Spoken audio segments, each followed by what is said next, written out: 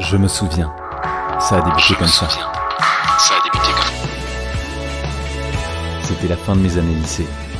J'avais des envies, j'avais des doutes. Je cherchais une formation qui assurerait mon avenir. Et puis il y a eu des rencontres, une trajectoire, un lien de confiance.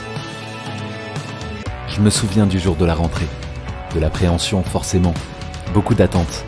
Mais j'étais heureux de démarrer cette nouvelle aventure. Dès ma première année, j'ai beaucoup appris. J'ai compris comment utiliser mon agilité, comment m'exprimer, convaincre, comment prendre confiance en moi. Je me souviens avoir rencontré des guides issus d'horizons différents qui m'ont inspiré, m'ont aidé à décrypter le monde qui m'entoure, m'ont fait comprendre ce que sera demain. Je me souviens d'un lieu où tout était fait pour m'aider à capter les tendances, à anticiper et innover. D'un lieu où ma voix n'était pas toute tracée. D'un lieu où le mot vie prenait tout son sens. Où nous étions ensemble, tout simplement. Au fil des années, j'ai découvert un monde de plus en plus ouvert et connecté. J'ai rencontré des personnes du monde entier, sur des campus internationaux, des lieux inspirants et de nouvelles façons de travailler. Pas à pas, j'ai préparé mon avenir et je me suis challengé dans de vrais contextes professionnels. Année après année, j'ai gagné en maturité. Et aujourd'hui, je tisse mon avenir dans un monde plein de promesses. Je me souviens, tout est passé si vite. Je me souviens d'en avoir rêvé. Et aujourd'hui, tout devient possible.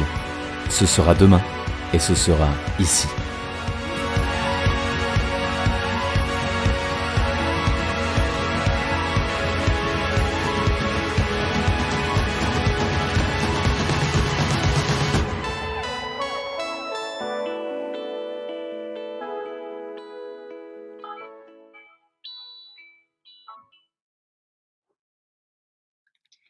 Bonjour à tous et bienvenue au mini-salon des métiers, un partenariat de l'ISCOM et de WeAreCom.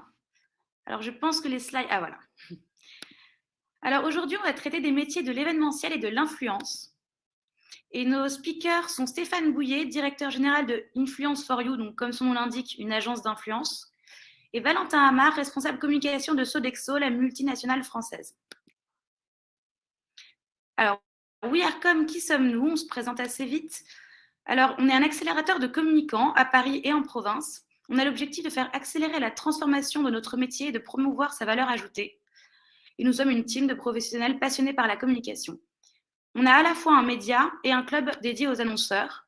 Le média, c'est plus de 20 000 visiteurs mensuels, plus de 25 000 abonnés à notre newsletter et plus de 50 personnes touchées par mois sur nos comptes des réseaux sociaux. Quant au club, il est réservé aux communicants chez les annonceurs et il permet de progresser entre pairs. Déjà 18 équipes com nous ont rejoints et nous proposons chaque mois des ateliers. Les derniers en date, c'est le personal branding ou la com interne d'après. Alors, la communication, c'est quoi?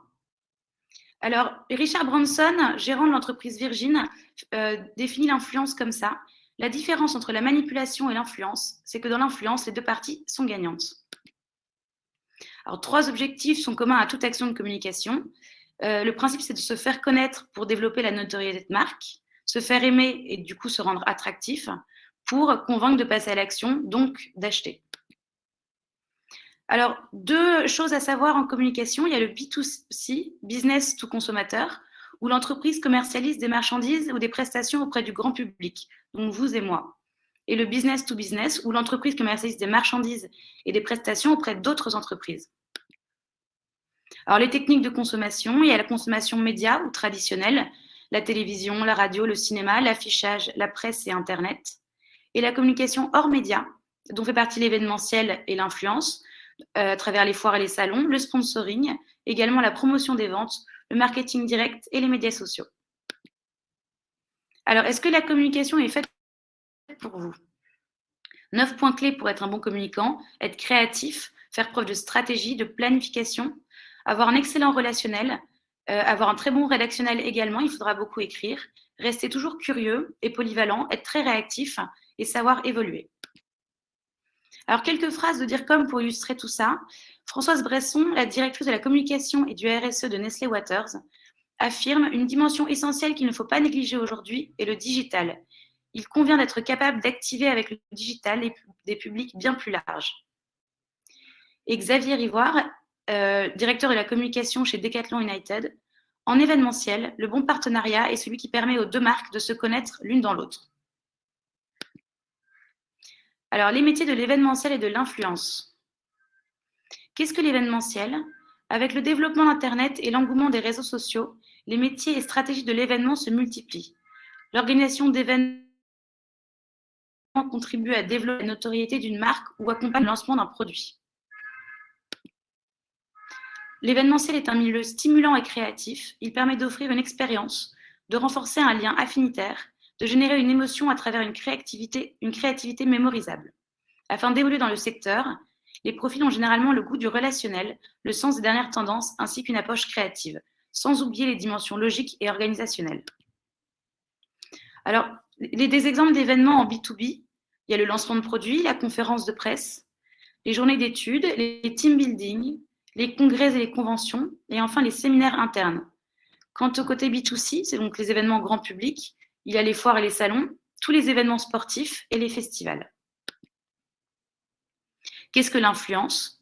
L'influence est le potentiel pouvoir d'un individu, une organisation ou un média d'initier un changement ou une action par d'autres individus. Alors, il y a 3 piliers de l'influence, les influenceurs qui génèrent du contenu, les ambassadeurs qui sont des relais de l'information et les avis en ligne. Alors, en com, l'influence, elle s'exprime à travers des stratégies éditoriales, les productions de contenu photos et vidéos, des infographies, des emails et des landing pages ou pages de renvoi, des articles et des livres blancs, des dossiers thématiques et bien sûr le community management. Alors, quelques chiffres. Est-ce que vous saviez qu'en moyenne, 90% des acheteurs en ligne lisent 2 avis clients avant de passer à l'acte d'achat? 68% des consommateurs ont plus confiance quand ils voient des avis positifs et négatifs. En moyenne, dans une campagne d'influence, 1 euro investi rapporte plus de 6,75 €. 75% des personnes qui suivent un influenceur ont effectué un achat après recommandation. Maintenant, on passe au métier de l'influence et de l'événementiel. Donc, tous les métiers ont 4 piliers communs: se faire connaître et se rendre visible auprès des cibles en adoptant leur code, développer l'image de marque afin que les cibles s'identifient et il faut se différencier de la concurrence, accompagner les temps forts par des événements, des lancements et autres opérations, et enfin perdurer. Il faut créer une cohérence sur tous les moments de la communication afin de générer la préférence chez les clients. Alors, petite précision, la différence entre les annonceurs et les agences. L'annonceur, c'est n'importe quelle entreprise, groupe, start-up, institution, qui a l'objectif de communiquer sur ses propres produits ou prestations. Elle a en interne une équipe ou un service de communication événementielle qui gère toutes leurs actions de communication sur leur marque. Et parfois, ils peuvent faire appel à une agence, tout prestataire externe à l'entreprise, qui les accompagne sur tel ou tel point de stratégie de communication. Souvent, une équipe de communicants est dédiée à un lancement de produit ou un événement. Chez l'annonceur, on retrouve entre autres des jobs tels que le storyteller, le responsable marketing, le chef de projet événementiel, le chef de projet com digital, le social media manager et le responsable sponsoring. Alors, prenons comme exemple le social media manager, qui serait en quelque sorte Madame Orga. Elle doit réfléchir à la stratégie sur les réseaux sociaux, veiller opérationnel et manager toutes les parties prenantes. Pour cela, il lui faut une bonne organisation, beaucoup de résistance au stress et de la disponibilité et savoir gérer les projets de A à Z. Quant au responsable sponsoring, ou Monsieur Contrat, il définit les partenariats stratégiques, il sélectionne et négocie les meilleures offres et il encadre les projets de partenariat. Pour cela, au quotidien, il doit effectuer une veille sectorielle, il doit être proactif et avoir un bon relationnel et enfin, il doit faire en sorte qu'il y ait une bonne coordination entre les projets. Du côté agence, on retrouve le consultant SEO, le logisticien, le chef de projet événementiel, le data officer, le directeur de production ou encore l'influence marketing. L'influence officer, donc c'est Monsieur Influence. Il définit la stratégie digitale, il s'occupe des veilles technologiques et concurrentielles, il gère les projets en coordination avec toutes les parties prenantes. Il lui faut rigueur, esprit de lead et charisme. Et il commence en général à 3 500 € bruts en débutant. Le directeur de production, c'est un peu le chef d'orchestre. Il coordonne l'ensemble des métiers. Il est l'interface entre le client et les équipes techniques. Il est garant de la qualité et de la rentabilité du projet. Il lui faut une super culture du digital et de l'audiovisuel, des qualités rédactionnelles et relationnelles fortes et une très bonne organisation. Alors, quelques chiffres pour 2021 et pour 2022. 28 ans, c'est l'âge médian dans le secteur de la communication. Bac+4 et Bac+5, c'est le niveau d'études moyen des communicants et souvent celui préféré par les employeurs. 5 millions d'euros de retombées économiques par an pour la région parisienne dans la communication événementielle. 1000 événements sont organisés par jour en France. En France, chaque année, c'est 1200 foires et salons, 23 millions de visites, 230 000 exposants, 2800 congrès, 1,8 million de congrès également, 3,5 milliards d'euros de transactions. Et en 2022, avec la reprise, tout ça va continuer de s'accroître. Alors, quelques best practices avant d'arriver aux paroles de pro. Pour réussir dans l'événement, il faut toujours penser moins et mieux, préférer l'utile. Le contenu first, avoir des contenus de qualité et les adapter. Il faut rythmer ses prises de parole et le partage des contenus. Il faut de la forme, savoir véritablement scénariser les événements. Se rendre unique, être innovant et créatif pour se différencier. Rester drôle, il faut divertir et injecter du plaisir dans les événements. Il faut faire preuve de personnalisation pour, encore une fois, se différencier de la concurrence. Et enfin, replacer l'humain au centre et prouver ses engagements par une communication de preuve. Alors, on va laisser la parole aux pros. Alors, merci encore Stéphane Bouillet et Valentin Amar de bien avoir voulu répondre à nos questions. N'hésitez pas à poser des questions ou dans le chat ou sur le hashtag AskISCOM. On répondra à la fin si on a le temps ou ensuite sur les réseaux sociaux. Et maintenant, Stéphane, je vais vous laisser vous présenter. Top, merci beaucoup Maud. Bonjour à tous, donc, je suis Stéphane Bouillet, j'ai monté Influence for You, on est une agence et une plateforme d'influence marketing et en gros on monte des opérations avec les plus grands youtubeurs, les plus grands instagrammeurs, tiktokers ou aussi les plus petits à travers une plateforme qu'on a développée qui permet d'industrialiser tout ça. On est aujourd'hui 35 et on fait travailler des anciens de l'ISCOM ou des stagiaires de l'ISCOM assez régulièrement, qui sont chez nous généralement des chefs de projet qui mettent en place ces opérations avec les influenceurs. Donc voilà en quelques mots sur la présentation d'Influence for You. Merci Stéphane. Et Valentin, est-ce que tu peux nous expliquer en quelques mots ton travail ? Yes, bonjour à tous.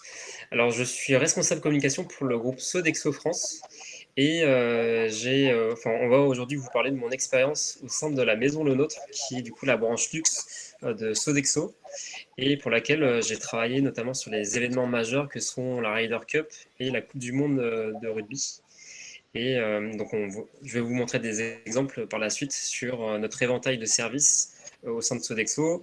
On a plus de 100 métiers, à la fois en maintenance, en communication, en hospitalité, qui nous permettent de répondre à des appels d'offres événementiels, que ce soit sur des Jeux Olympiques, des Coupes du Monde de foot ou de rugby.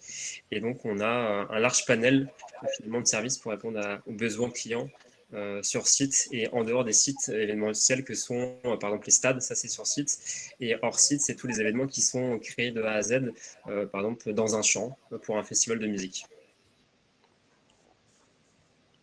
Merci Valentin. Alors on va rentrer dans le vif du sujet avec les questions.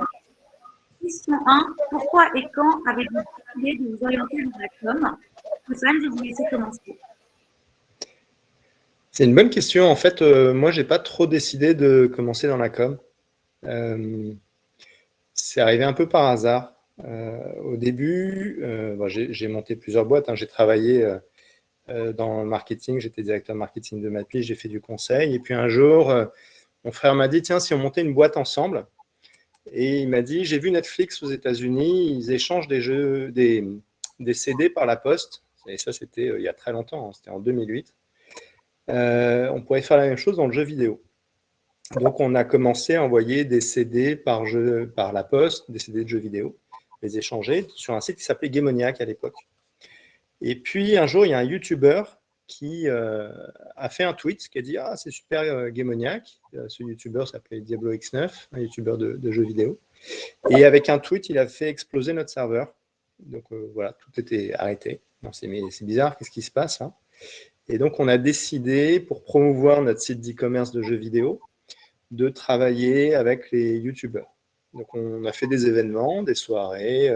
Squeezie venait à nos soirées, il avait 50 000 abonnés. Et on a commencé comme ça à discuter avec ces influenceurs, mais on ne savait pas trop ce qu'ils faisaient, pourquoi ça marchait. Et on a vu en 2011 qu'il y avait un potentiel, et on a décidé de monter Influence for You à ce moment-là. Ça a commencé donc dans le jeu vidéo. Assez vite, on s'est orienté dans l'univers de la beauté. Et puis, on voyait qu'il fallait créer un marché, en fait. Donc là, on a pris les plus grandes youtubeuses beauté, on les a amenées à Disneyland. Donc il y avait Luffy, Ananas, etc. Donc toutes les plus grosses, sauf Enjoy Phoenix à l'époque. Et on leur a dit, voilà, vous avez un pouvoir média qui est extraordinaire. Ce serait bien qu'on essaie de définir un prix, par exemple, pour une vidéo sponsorisée, pour un post Instagram. On leur a aussi rappelé la législation sur les placements de produits. On leur a expliqué comment créer une entreprise, puisqu'il y en avait qui n'avaient pas encore créé d'entreprise. Et donc en 2012, nous voilà avec des youtubeuses pour commencer à faire des opérations de placement de produits. Et puis, peu à peu, ça s'est développé. Maintenant, on est sur Twitch, sur TikTok, sur LinkedIn. On a recruté pas mal de monde. Et voilà comment je suis venu dans la communication. Donc, c'est un peu par hasard. Je n'ai pas fait, moi, d'école de com. J'ai fait une école de commerce. Mais je suis tombé dedans, voilà, un peu par hasard, pour la petite histoire. D'accord. Et peut-être vous pourriez profiter pour répondre à la question de Gabriel. Quelles sont les meilleures qualités à avoir pour travailler dans la communication? C'est assez particulier parce que dans la communication, il y a deux choses à comprendre. Il y a le client, il cherche à avoir des résultats. Ça peut être de développer sa notoriété, développer l'attachement à sa marque, développer les ventes. Donc, il faut bien comprendre les résultats et monter des dispositifs qui vont répondre à ce résultat. C'est-à-dire qu'on voit souvent la communication comme des paillettes. Il faut faire un truc super bien, joli, qui fasse rêver.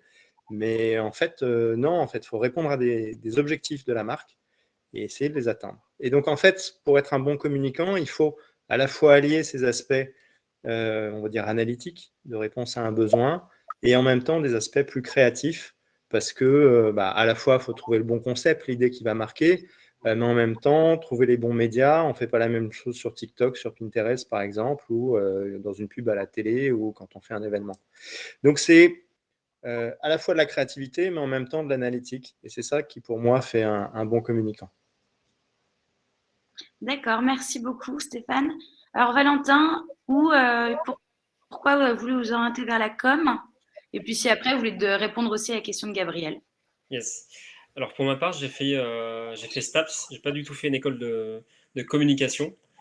Et en STAPS, donc c'est une fac liée au sport, j'ai fait un master spécialisé dans l'événementiel sportif. Et à la suite de mon master, je suis parti en Albanie en VIE pour le Comité international olympique pour faire du consulting en événementiel et en marketing. Donc du coup, à la suite de ça, je suis revenu en France au bout d'une année pour travailler chez Sodexo et travailler notamment sur la Ryder Cup. La Ryder Cup qu'on organisait avec Sodexo. Et du coup, en parallèle de cette expérience professionnelle qui était la principale, on a créé avec mon frère, comme pour Stéphane, on a créé Wearcom, le média, en 2016, qui du coup était un peu notre bébé, notre laboratoire à idées, qui du coup s'est développé au fur et à mesure. Et aujourd'hui, on fait des événements avec l'ISCOM pour justement mettre en valeur nos métiers et montrer toute l'expertise qu'on a dans nos sociétés, à la fois en agence et chez l'annonceur. Et donc sur les expériences qui sont très importantes, ou en tout cas les qualités dont vous avez besoin, je pense, pour vous épanouir dans le domaine de la communication, je pense qu'il faut déjà être évidemment passionné et être très curieux de toutes les nouvelles choses qui peuvent arriver, que ce soit sur les tendances, les nouveaux usages, les outils comme Influence for You, que moi je ne connaissais pas au début et que j'ai appris à connaître par la force des choses. notamment TikTok. Il y a très peu de marques annonceurs qui, enfin en tout cas dans les équipes com, qui connaissent cet outil. Et notamment, Influence for You peut venir nous aider à appréhender une stratégie de com sur ces outils-là. Il y a aussi toute la dimension digitale qui se développe pas mal en ce moment avec la partie méta de Facebook et toute la partie gaming, notamment des spectacles, des festivals de musique qui se font directement sur les jeux vidéo comme Fortnite. Et donc ça, je trouve que c'est très stimulant et il faut être curieux pour venir découvrir ces petites pépites à droite à gauche pour pouvoir les réutiliser dans nos stratégies de marque annonceur, je pense. Voilà. Et il faut être très débrouillard, notamment dans la partie événementielle, pour toujours sauter d'un problème à un autre et toujours trouver des solutions. D'accord, merci beaucoup. Alors, on passe à la question suivante. Alors, à quoi ressemble une journée type? Et Stéphane, je vous laisse reprendre la parole. C'est très compliqué comme question parce qu'en fait, il n'y en a pas pour moi. Parce que moi, je suis dirigeant de l'entreprise, donc en fait, on fait vraiment de tout. Donc, je ne suis pas sur le volet vraiment relation avec les clients. Maintenant, ma journée type, quand même, pour essayer de répondre, il y a à la fois l'administratif de gestion d'une boîte, il y a essayer de réfléchir à la communication de l'agence, puisque comme on est une agence, il faut aussi se faire connaître pour avoir des clients. Donc, on travaille sur tous les leviers de communication en B2B, faire du référencement naturel, faire des vidéos, faire tout ce que vous pouvez imaginer pour la communication. Et l'essentiel de mon travail, en fait, en tant que dirigeant, c'est de gérer les équipes. Donc, c'est ce qui prend beaucoup de temps. Et voilà. Donc, il n'y a vraiment pas de journée de type. Donc, c'est une question très difficile pour moi à répondre, Maud. D'accord, merci beaucoup. Valentin? Alors sur la partie événementielle, l'événementiel, c'est vraiment du présentiel, post-Covid, notamment sur les gros événements sportifs. C'est vraiment du présentiel. Donc tout s'organise vraiment en amont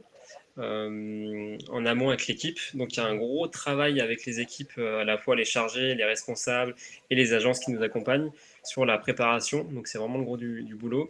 Et quand on est en présentiel sur l'événement, finalement on profite un peu plus, on a plus de relations avec nos clients.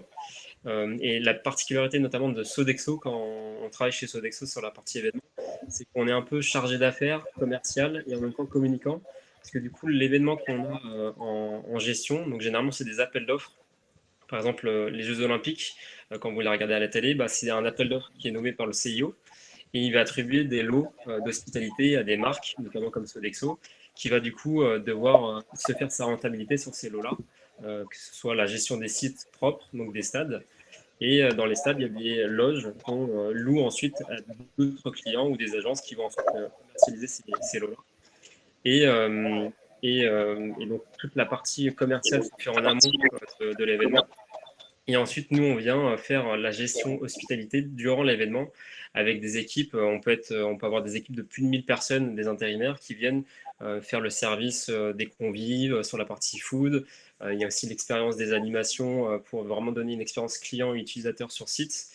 Et donc, il y a tout un cheminement à avoir dans les process qu'on met en place, dans le parcours client, donc, qui sont évidemment très variés en fonction de l'événement auquel on fait face. On peut avoir des événements sportifs, des événements corporate, on peut avoir des événements aéronautiques. Donc, c'est des cibles différentes et à chaque fois des contraintes et des besoins différents à chaque fois. Et donc, c'est ça qui est aussi stimulant, c'est ce qui crée aussi le challenge pour chaque événement.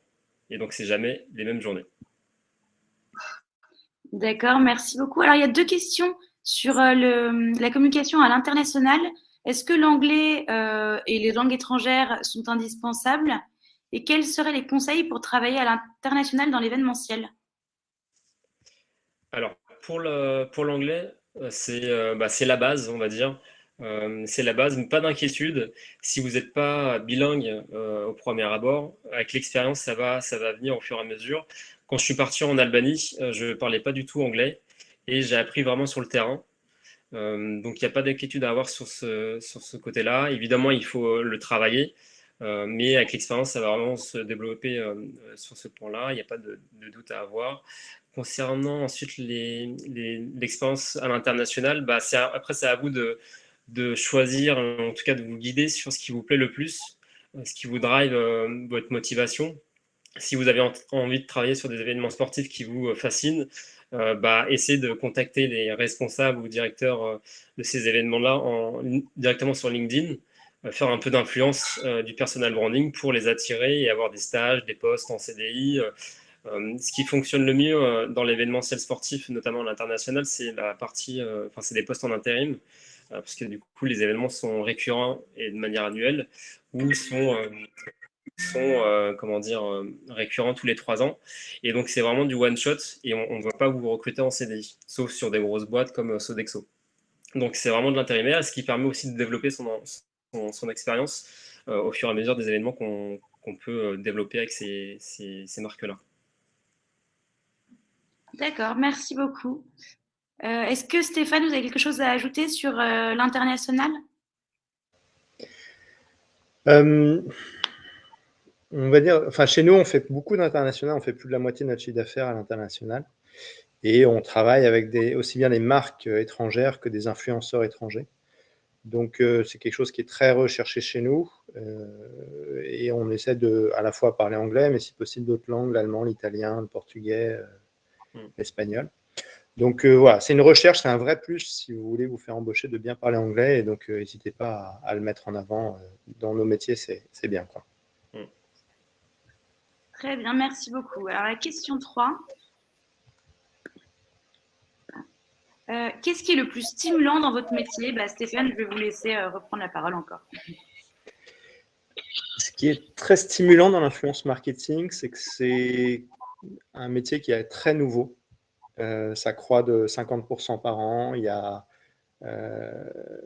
beaucoup plus d'acteurs, donc il y a aussi beaucoup plus de compétition. Il y a un peu tout à inventer. Je donne un exemple. Les influenceurs, au début, ils ne savaient pas quelles étaient les règles publicitaires, par exemple. Et donc, on a beaucoup travaillé avec la RPP, qui est l'autorité de régulation des professionnels de la publicité, pour définir des règles. Par exemple, la règle de base, c'est de dire quand un partenariat est sponsorisé. Mais après, il y a des règles qui sont liées à la publicité, aussi bien sur la loi E20, par exemple, que sur tout ce qui est communiqué pour la nourriture. Je vous donne un exemple. On n'a pas le droit de montrer en publicité quelqu'un qui mange devant un écran. Un influenceur, en fait, c'est comme un support publicitaire. Et quand on fait des campagnes d'influence, il faut respecter ces règles, donc de ne pas manger devant un écran, de ne pas conduire un 4x4 en dehors des routes, par exemple. Tout ça, c'est des règles publicitaires. Et donc, ce qui est stimulant dans le métier de l'influence marketing, c'est qu'il faut éduquer le marché. Il faut aussi bien éduquer les annonceurs pour dire que l'influence, c'est 10 fois plus efficace que la pub classique et leur expliquer pourquoi. Et puis aussi éduquer les influenceurs parce que c'est des gens qui se sont créés sur les réseaux sociaux, qui n'ont pas forcément suivi des cours comme vous de communication ou avec les règles publicitaires. Et donc, il faut les aider. Donc, voilà, moi, c'est ça que j'aime bien. C'est un peu un Eldorado. Comme si vous étiez sur une piste de ski, c'est à vous de créer les traces. Après, soit vous faites des jolies traces, soit vous faites des traces qui sont pourries. Mais c'est à vous de les choisir. Et j'aime bien, moi, cet aspect-là. C'est aussi pour ça qu'on a publié beaucoup d'études sur l'influence marketing, que j'ai écrit 3 bouquins dessus pour aussi éduquer ou donner des idées. D'ailleurs, on vous passera un mail avec la possibilité de télécharger ces bouquins. Plutôt que les acheter sur Amazon, vous pouvez les télécharger gratuitement avec ce mail. Mais voilà, conclusion, moi, c'est vraiment ce que j'aime dans ce monde de l'influence marketing, c'est qu'il y a tout à faire. Et puis après, les influenceurs sont plutôt des gens, des entrepreneurs, des gens sympas. Il y a quelques brebis galeuses, bien sûr, mais 99% des influenceurs sont vraiment des gens qui ont envie d'avancer, qui respectent leur communauté, qui veulent bien faire les choses. Et ça aussi, c'est sympa de travailler avec des jeunes. Chez nous, la moyenne d'âge, c'est 28 ans. Donc moi, je suis largement le plus vieux dans ce monde où il y a tout à faire. Très bien. Il y a une question de Rémi qui concerne l'influence. Comment trouver un premier job en influence? Et qui rejoint d'ailleurs une autre question posée avant qui demandait comment bien se vendre en entretien. Il faut montrer qu'on est passionné, en fait. Donc, qu'on connaît les influenceurs et qu'on a des idées. Qu'est-ce qu'on pourrait faire comme campagne d'influence, voilà. Donc, montrer une passion, une motivation, mais c'est un peu comme dans tous les jobs. Si vous voulez faire de l'événementiel, il faut montrer votre passion dans l'événementiel. Dans l'influence, c'est pareil. Donc, si vous voulez rentrer chez nous, en gros, montrez que vous connaissez les influenceurs, montrez que vous avez des idées, que vous avez des envies. Voilà, c'est à peu près tout. D'accord, merci beaucoup. Alors, on va passer à la question suivante. Et je crois que vous avez préparé des choses à nous montrer. Stéphane, vous préférez commencer par nous montrer ou nous expliquer? Ce serait sur quel est l'événement opération d'influence dont vous êtes le plus fier?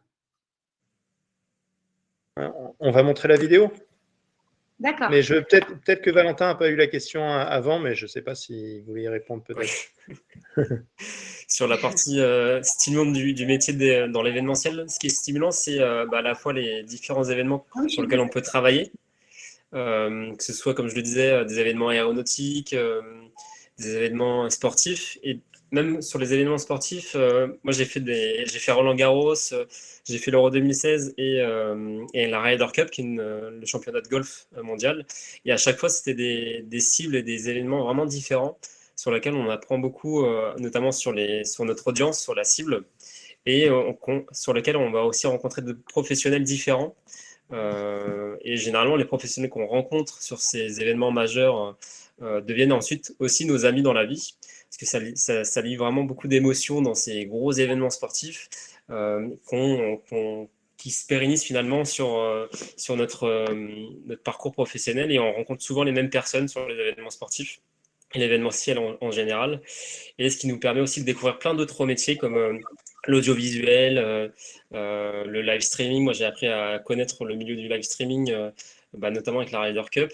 Et il y a tout un tas aussi de nouvelles technologies qui naissent actuellement, qui sont extrêmement stimulants pour le secteur de l'événementiel, mais aussi de l'influence. Et du coup, tout cet écosystème de communication est vraiment très stimulant en ce moment. Donc, je vous invite vraiment à être très curieux sur la communication dans le domaine digital. Merci. Et du coup, pardon d'avoir oublié la Pas de question, souci. mais peut-être répondre à la question de Camille. Peut-on être polyvalent et exercer plusieurs fonctions, plusieurs métiers dans la communication avec une formation généraliste? Tout à fait. Alors, dans l'événementiel, je pense encore plus que dans l'influence, la polyvalence est très important, notamment pour rebondir sur les problématiques qu'on va rencontrer le jour de l'événement et même dans la phase de préparation. Plus on sera agile, plus on sera à la fois organisé, mais plus on sera débrouillard, plus on va trouver des solutions à ces problématiques-là. Et ce qui sera vraiment un avantage pour l'événement et pour l'organisation de cet événement-là. Et à contrario, je pense que dans l'influence, il faut être peut-être un peu plus spécialisé, notamment dans les outils, dans les outils qu'on utilise. Je ne sais pas si tu peux me contredire ou pas, Stéphane. Non, je ne vais pas te contredire. Il faut vraiment bien connaître les influenceurs et comment on monte une opération. Après, ce qu'il faut voir, c'est que c'est quand même un peu poreux. C'est-à-dire que dans l'événementiel, on fait appel à des influenceurs aussi. Et réciproquement, nous, on monte aussi beaucoup d'opérations avec des influenceurs. Par exemple, notre plus gros client, c'est Prime Video. Quand ils lancent une série, ils font un événement et on fait venir des influenceurs. On peut aussi faire des live streams. Enfin. Donc, il y a aussi besoin, pas seulement d'être spécialisé sur le domaine de l'influence, mais aussi d'être capable de gérer des événements seul ou avec des prestataires d'ailleurs. Donc, il y a quand même aussi une petite part de polyvalence à avoir. Merci beaucoup. Alors, on passe à la question suivante, cette fois-ci. Et est-ce que vous nous avez préparé?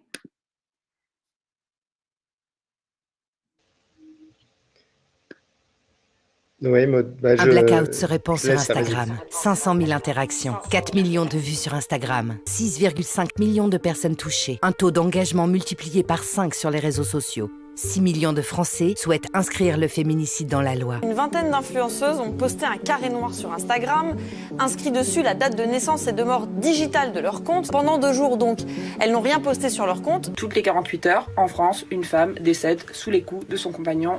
La disparition d'une influenceuse interpelle plus qu'une femme qui meurt sous les coups de son ex-conjoint. Pour faire voter la loi, les influenceuses nous incitent à partager la campagne sur les réseaux sociaux. Les médias prennent le relais et offrent l'équivalent de 650 000 € d'achat d'espace. C'est le nombre de hashtags le féminicide dans la loi qui sera comptabilisé. Une initiative lancée par ONU Femmes France avec pour objectif l'inscription des féminicides dans la loi.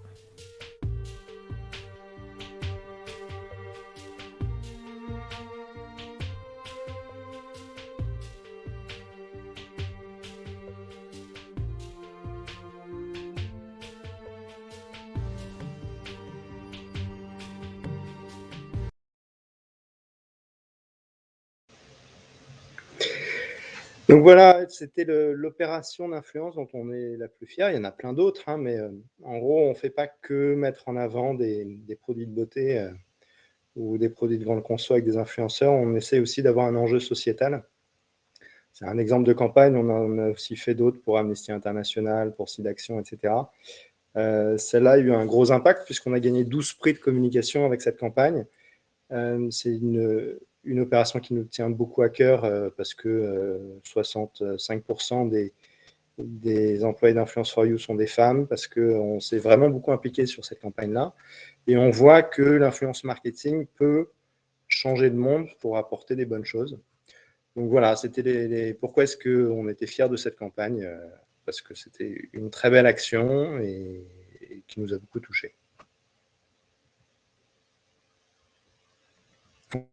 On t'entend pas, Maud. Merci beaucoup, Stéphane. Oui. Et maintenant, Valentin, vous aussi, vous avez une présentation à nous montrer. Tout à fait, sur la Ryder Cup. Je vous laisse présenter la vidéo et après on en reparle tout de suite après.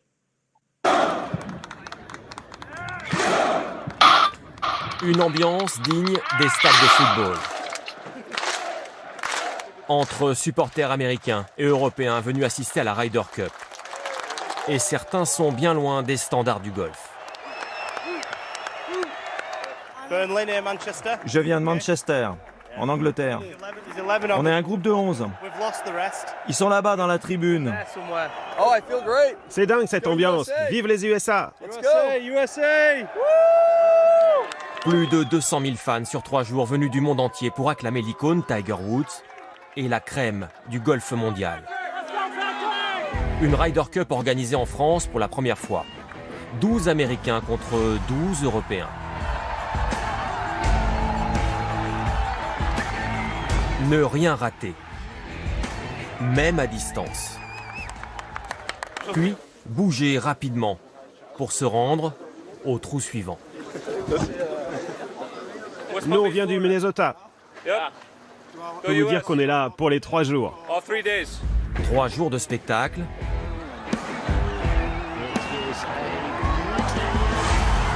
Ça ouvre aussi l'appétit. Et pour grignoter, il faut patienter parfois plus d'une demi-heure devant des food trucks au goût internationaux. Les affaires vont bien? Oui, on est très occupés. Ça fait 11,50 s'il vous plaît. Merci. La Ryder Cup, un spectacle unique. Et ce midi, l'Europe se réjouit, elle devance les États-Unis.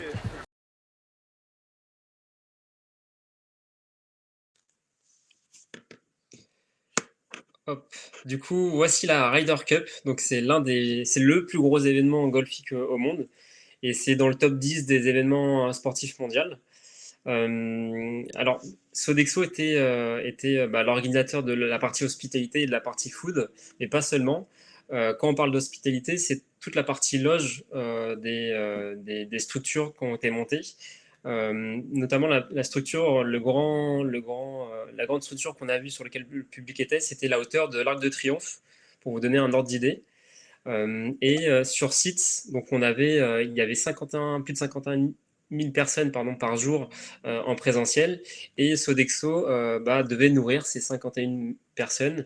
Et donc il y avait une partie vraiment premium, donc dans lesquelles on accueillait les personnes dans les salons. Et donc là, c'était de la restauration faite par des chefs étoilés, donc dignes d'un restaurant étoilé ou d'un hôtel de luxe. Et ensuite, il y avait la partie village, où on avait des food trucks, comme on l'a vu, pour la partie grand public. Et sur l'organisation, pour vous donner un ordre d'idée, c'était 2 ans d'organisation pure et dure avec une équipe de 15 personnes.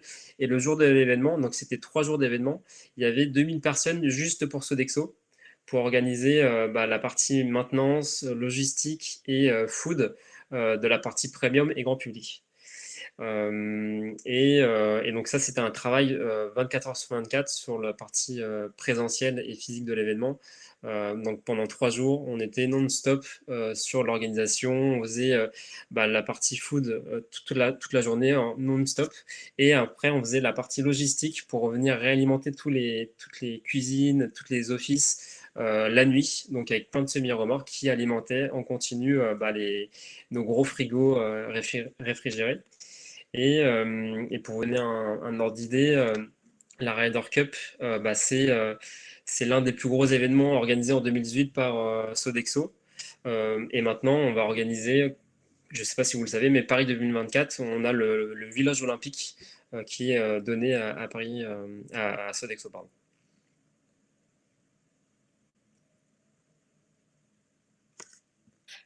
Merci beaucoup, Valentin. Avant de passer à la question suivante, on a une question de Cécile. Pensez-vous qu'une formation en gestion et management peut être un plus dans ces métiers? Et dans ce cas, comment le valoriser en entretien?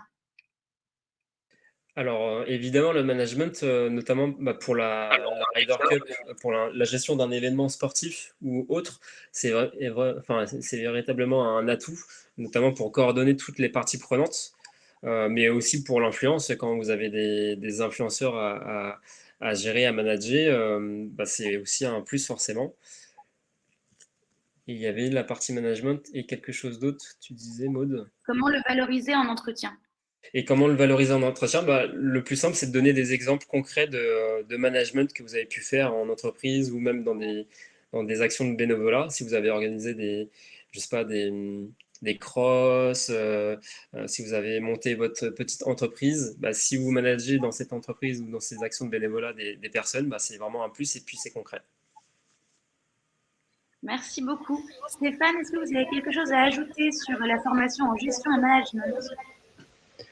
Ouais, il y a quand on monte des opérations d'influence ou si j'imagine d'événementiel, il y a forcément des petits trucs à gérer à côté, du type gérer son budget, du type être capable de négocier. Nous, on négocie beaucoup avec les influenceurs. Du type gérer des contrats, comprendre aussi comment fonctionnent des aspects comptables, la TVA, ce genre de choses. Et c'est vrai qu'on apprend ça surtout dans les écoles de gestion et de management, et c'est des choses qui sont utiles. Après, ce n'est pas le cœur de métier, et puis ça s'apprend quand même assez vite. Si vous ne l'avez pas fait, paniquez pas. Mais c'est un vrai plus à mettre en avant en entretien. Merci beaucoup. Alors, la question suivante.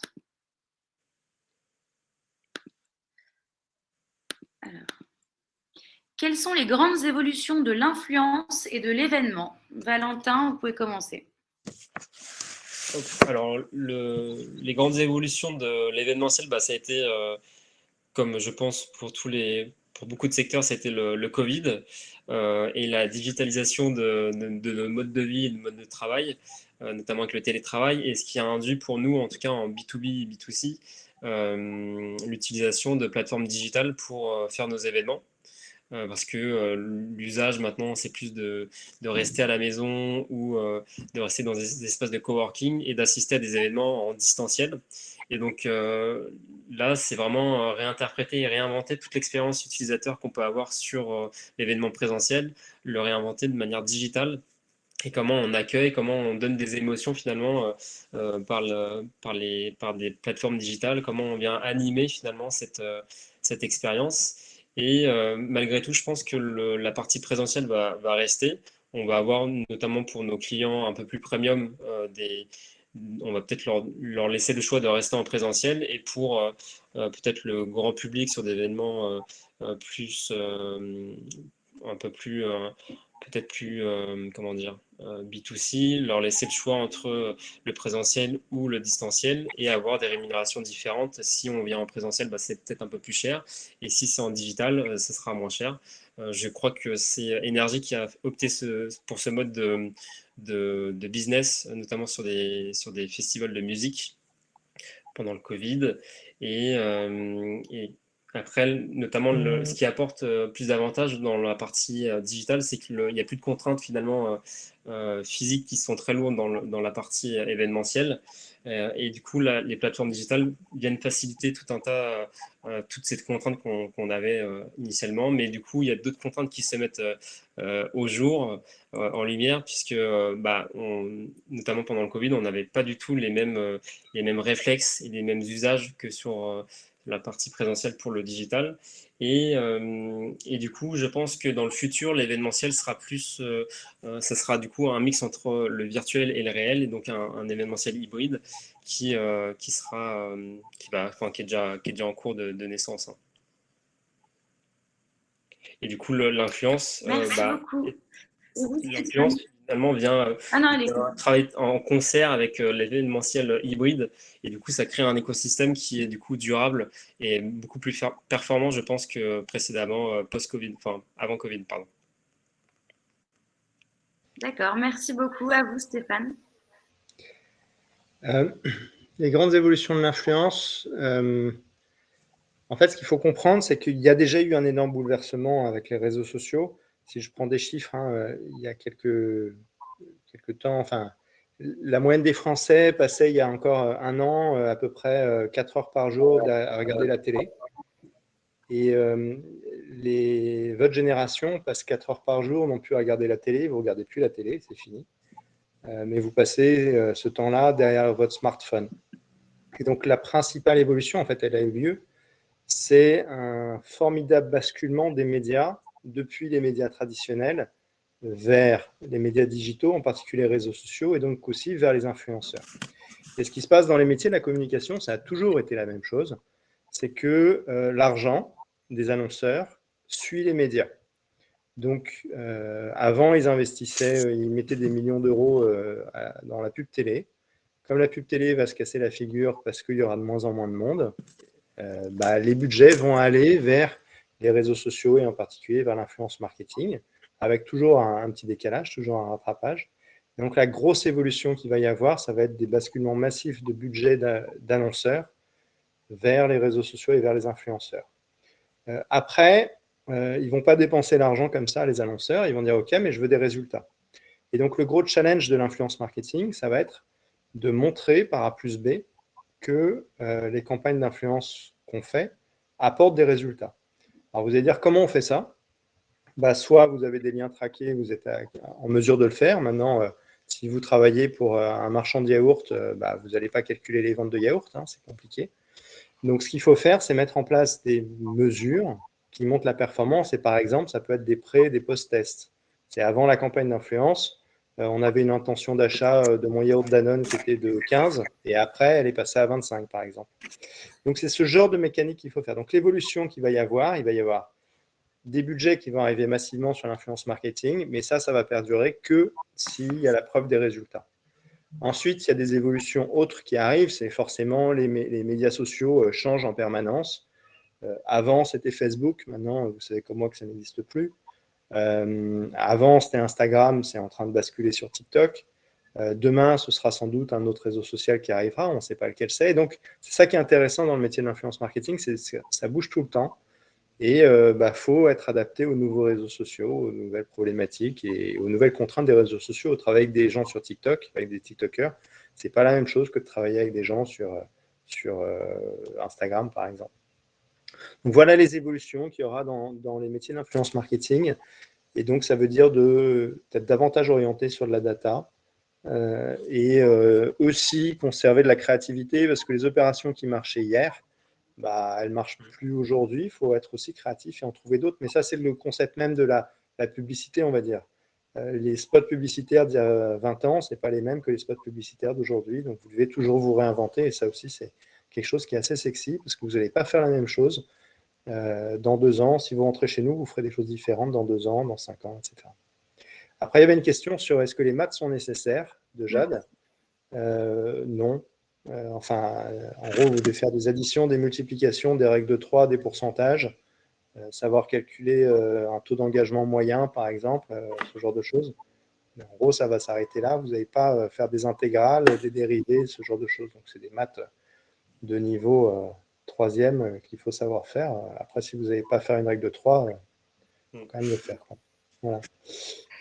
Voilà. Moi, je rajouterais peut-être, Stéphane, ce qui est important aussi dans nos mondes, dans ce nouveau monde de communicants, c'est la partie expérience que vous allez donner à vos clients ou à votre audience, qui est très importante. Et du coup, vous allez venir personnaliser votre message à des communautés. Et c'est vraiment l'usage de la data qui va venir vous permettre de personnaliser au maximum le contenu à votre cible et du coup d'avoir un influenceur vraiment dédié aux attentes de votre cible.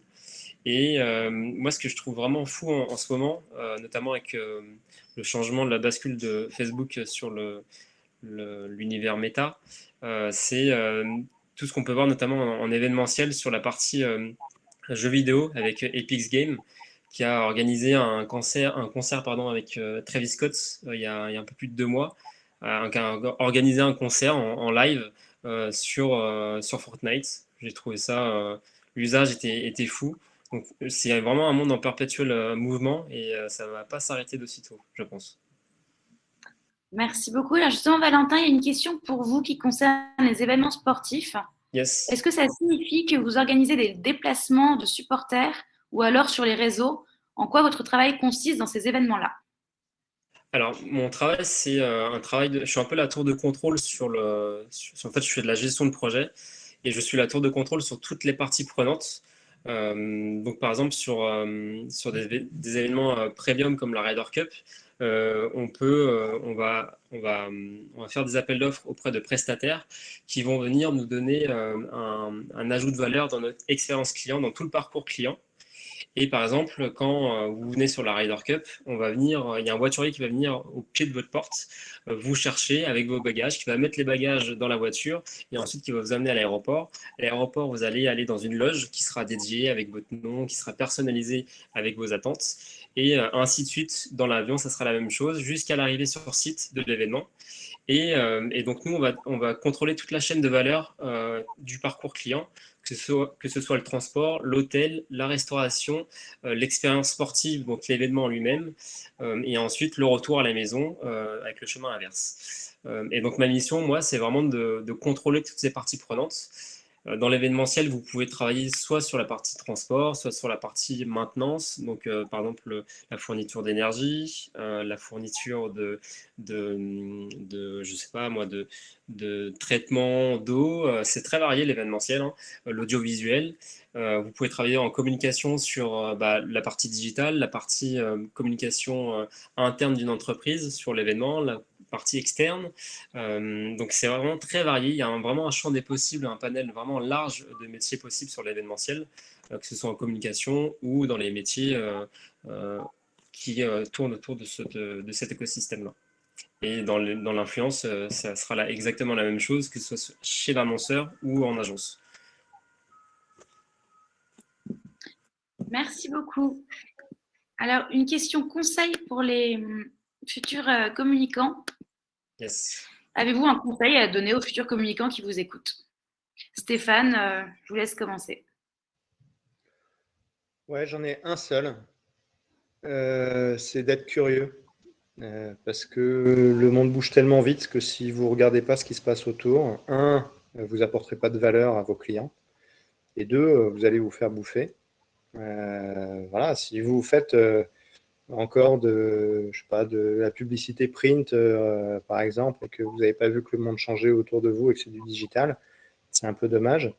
Là, c'est assez basique ce que je dis, mais c'est vraiment important que vous ayez cette curiosité. Et ça veut dire que ne faut pas considérer vos études à l'ESCOM comme un aboutissement, mais en fait, vous allez vous former toute votre vie, soit avec des formations régulières. Donc, on essaie de former les gens chez nous, y compris en faisant venir des intervenants extérieurs. Mais c'est à vous de vous prendre en main, en fait. Sur votre formation, quand vous commencerez à travailler, vous aurez un compte personnel de formation. Vous avez YouTube, vous avez des MOOC, vous avez tout ça. Et donc, considérez que vous devez être des professionnels de la curiosité et de la formation dans toute votre vie, parce que si vous ne faites pas ça, vous allez vous faire dépasser par d'autres, par des gens en France, à l'étranger, d'autres entreprises plus innovantes. Donc voilà, mon seul conseil, c'est ça. Soyez curieux et continuez à vous former encore après l'école. Merci beaucoup. Valentin, un conseil? Eh bien, ça sera aussi pour moi la curiosité. Ce sera, je pense, le moteur pour toute votre carrière. C'est le meilleur moteur, finalement, pour réussir et dénicher les pépites et les tendances actuelles, mais aussi futures. Et ce qui est important aussi, c'est je pense, quand vous démarrez, d'avoir des activités en parallèle qui soient bénéfiques pour votre parcours. Donc, vous pouvez faire du bénévolat ou créer aussi votre petit concept à vous qui sera bénéfique en tout cas pour acquérir de l'expérience sur ce qui vous motive le plus dans la communication, à savoir le digital, l'événementiel, la com de crise, etc. Mais soyez nourris par ce qui vous motive le plus dans la communication et la curiosité sera le moteur de toute votre réussite. Voilà. Merci. Alors, il nous reste quelques minutes. Peut-être qu'on peut répondre rapidement aux quelques questions des gens qui nous regardent. Stéphane, l'influence et la communication, c'est quoi la vraie différence? L'influence n'est qu'une partie de la communication. La communication, c'est beaucoup plus large. Voilà. Donc, la réponse est là, c'est qu'une partie de la communication. Merci. Et Valentin, Jade demande, vous êtes spécialisé dans le sport, faut-il avoir une spécificité? Alors, est-ce que je suis spécialiste dans le sport? Oui. Alors, dans la partie sportive, si vous êtes tennisman ou si vous êtes rugbyman, évidemment, ça va vous aider si vous allez postuler pour Roland-Garros ou pour la Coupe du Monde de rugby. Parce que du coup, vous aurez plus d'affinité avec votre cible qui sera votre futur responsable. Et donc, les affinités sont plus favorables pour les personnes qui partagent cette même ADN. Mais en tous les cas, si vous êtes sportif et que vous êtes motivé par intégrer une entreprise ou une agence qui gère des événements sportifs, vous avez cette mentalité de sportif, donc il n'y a pas de contrainte à avoir, il ne faut pas se donner de limites, donc foncez tout de suite. Et concernant les stages en événementiel, Sodexo recrute des stagiaires tous les ans sur des événements sportifs comme le Tour de France. Généralement, quand on recrute, c'est plus au mois de juin, plus au mois de janvier, pardon, plus au mois de janvier pour la partie événementielle. Et après, sur les événements un peu plus périodiques qui sont récurrents tous les 2 ans, là, il faut, je pense, pour vous, prévoir peut-être 6 mois à l'avance, avant le début de l'événement, postuler sur ces événements-là pour avoir le plus de chances d'intégrer ces organisations. Merci. Alors, une toute petite dernière pour Stéphane de Paul qui demande « Et c'est quoi être influenceur ?» Je vais donner 2 réponses. Être influenceur, c'est avoir la capacité de faire changer des comportements à une audience. Voilà, donc je vais inciter les gens à aimer une marque, à arrêter de fumer, à inciter des députés à inscrire le mot féminicide dans la loi. Voilà. Après, si je prends d'une autre façon, être influenceur, la personne d'un influenceur, c'est un couteau suisse en fait. C'est avant tout quelqu'un qui développe une audience, mais qui est en même temps chef d'entreprise, qui est créatif, qui sait négocier, qui sait monter des vidéos, qui sait être artiste, qui sait tout ça. Donc être influenceur, c'est avoir les capacités à développer une communauté en produisant des contenus pertinents et à être en relation avec cette communauté. Voilà. Et puis, quelques questions aussi. Est-ce qu'on peut faire un stage dans votre entreprise en étant en terminale? La réponse est plutôt non. Voilà. Le nudge, est-ce que c'est une technique utilisée par les influenceurs? Je vais dire comme tout le monde. Voilà. Pas spécialement. Voilà. Est-ce qu'il faut avoir des notions de psychologie pour faire de l'influence marketing? Nous, en tant qu'agence, en fait, ce qu'on fait, c'est qu'on va comprendre les besoins de la marque et s'appuyer ensuite sur la compréhension de l'influenceur, de sa communauté. Donc, ça nécessite d'avoir un peu de psychologie, mais c'est surtout, on va s'appuyer sur la connaissance par l'influenceur de sa communauté. Donc, ça va s'arrêter là. Est-ce que les tatouages empêchent de trouver un travail dans la communication? Chez nous, tout le monde est à peu près tatoué. Donc, la réponse est clairement non. Et vous pouvez en avoir sur tout le corps. Ça n'a pas d'importance. Et il n'y a pas de discrimination de ce que vous voulez, et en particulier des tatouages. Je laisse la parole à Valentin sur... Tout à fait. Et puis, ce qu'on recherche aussi dans la communication, c'est des personnalités. Donc, si vous avez des tatouages, ça contribue aussi à votre personnalité et c'est vraiment un plus. Merci beaucoup Stéphane, merci beaucoup Valentin. Alors, il est 19h passé. Vous pouvez tous continuer à envoyer vos questions au hashtag AskISCOM et on essaiera de vous répondre. Vous pouvez aussi vous renseigner directement sur le site de l'ISCOM. Et rendez-vous pour le prochain mini-salon sur la thématique de la création en communication le 8 décembre à 18h, toujours en webinar. Je vous souhaite à tous une bonne soirée et merci beaucoup d'avoir participé. Merci. Merci à tous. Au revoir. Bonne soirée.